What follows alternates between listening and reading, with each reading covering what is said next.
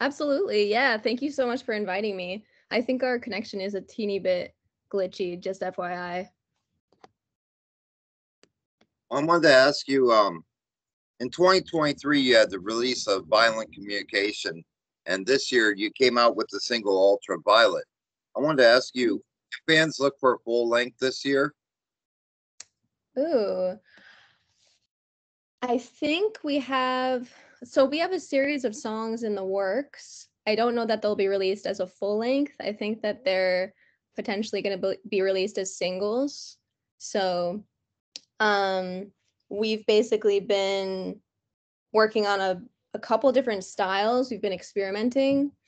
So, I don't know that it necessarily looks like a cohesive album, but fans can definitely look out for new music from us. So, Excellent. yeah. And I wanted to ask you if you could take me back in time to when you played piano. What led from the transition to piano to guitar? Oh, I love that question. So I actually started playing piano because I grew up in a Methodist church, and it was actually right down the street from me. I don't currently practice any religion, but it was a very important part of my upbringing. And I would go to Sunday school, and I would like sing in the choir, and I kind of started tinkering around on the piano at church. And one of my Sunday school teachers pointed it out to my mom and was like, "Hey, I think Annie has like a knack for music. Like, why don't you have her take piano lessons?" And so she did.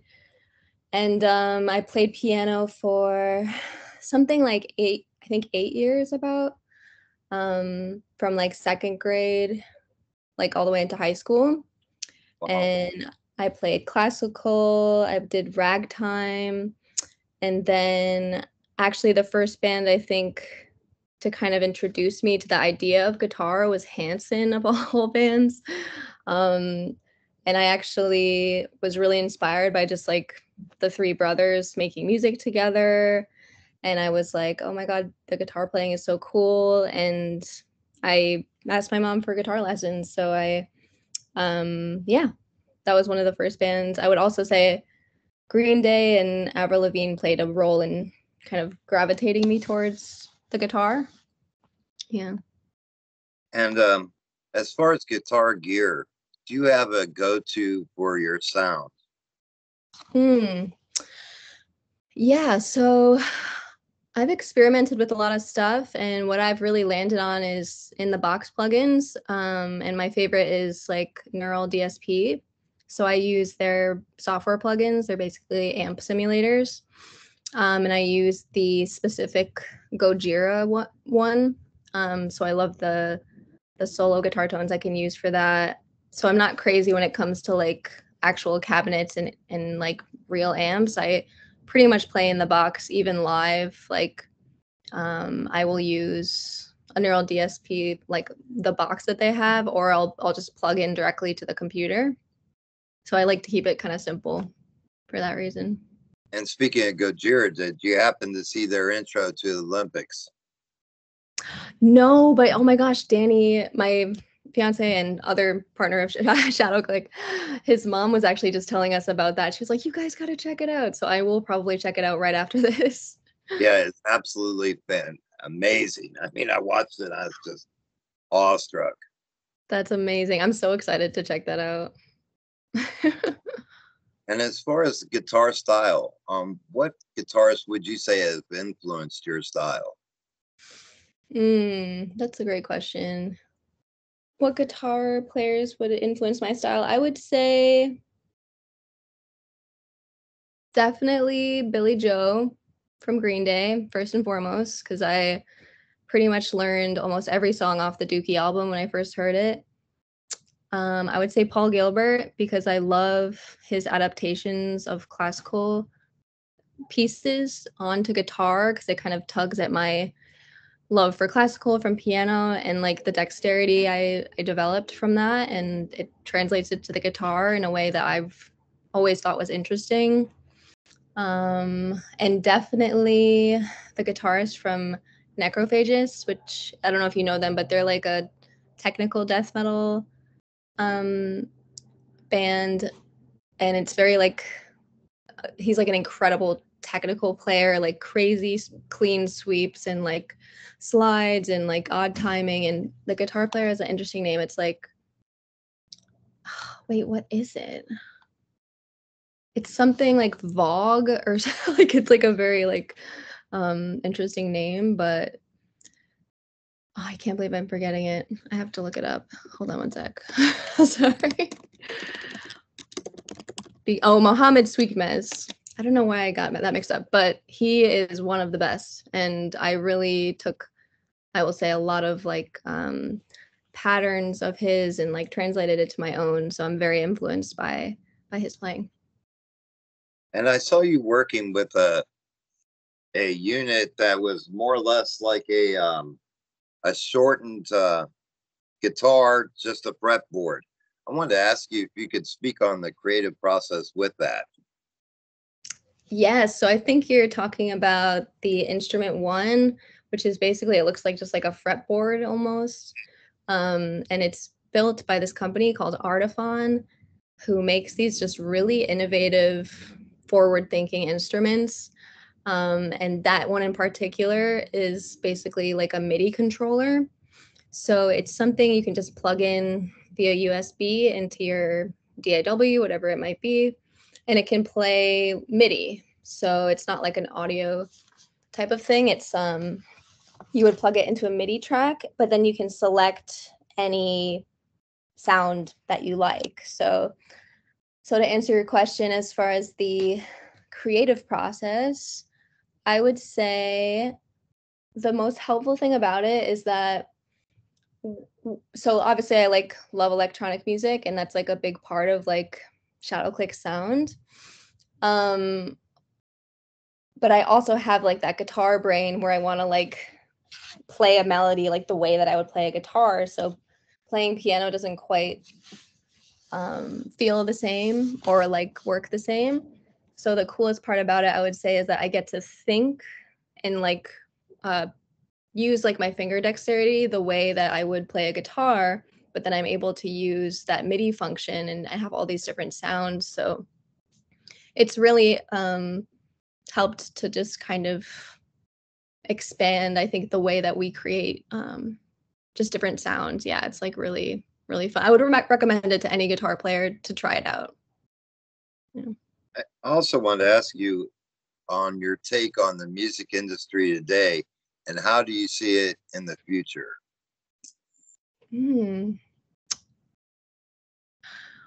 I think I'm pretty excited about the music industry today. I just find that currently, I think the independent artist has a lot more power because of social media, sites like TikTok. We're really able to amass such large followings and people to listen to our music without the help of like a label head or an agency. Like there's really just so much power from being able to make content and then put it out there. So I'm really excited about that. I'm also really excited that I think music technology is so much more available to everyone. Sure. And like Artiphon, for example, they're constantly creating instruments that the non-musician can play. And I think that's really fascinating because a lot of people don't necessarily see themselves as musicians, but I think on some level we're all artistic and creative, and so I think the landscape of the music tech world is like opening up people's potential to themselves to create more interesting music. So it's not like maybe how it used to be where it's like, oh, I have to sing a certain way or I have to prove myself as like an instrumentalist, or there's just so many different types of musicians. So I think it really has widened the scope in a positive way. And when you're not working on music, do you have any hobbies that you enjoy in your spare time? Yes. So in the past few years, I would say I've really developed a love for bodybuilding. So I go to Arnold Schwarzenegger's gym in Venice LA. And so I love lifting. I do that pretty much like 4 times a week at least. And let's see, I immediately just like think of my cats. I'm like, that's not a hobby. But I love my cats, and I'm kind of a homebody if that isn't already obvious, but I like reading books on like psychology. Danny and I really like watching TV shows that like have interesting psychology, like Breaking Bad's one of our, I would say, favorite shows. And actually the song Say My Name off of Violent Communication was inspired by that TV show. And let's see, I'm like, what else do I do? I feel like I mostly do music. So I love music, and I'm kind of like always coming at it from all angles. So right now I'm DJing, I'm playing guitar, we're working on our original music. So there's always a lot to do, and we're always like having fun doing it. So And talk to me about the DJ aspect. That's one aspect of your career I don't know much of.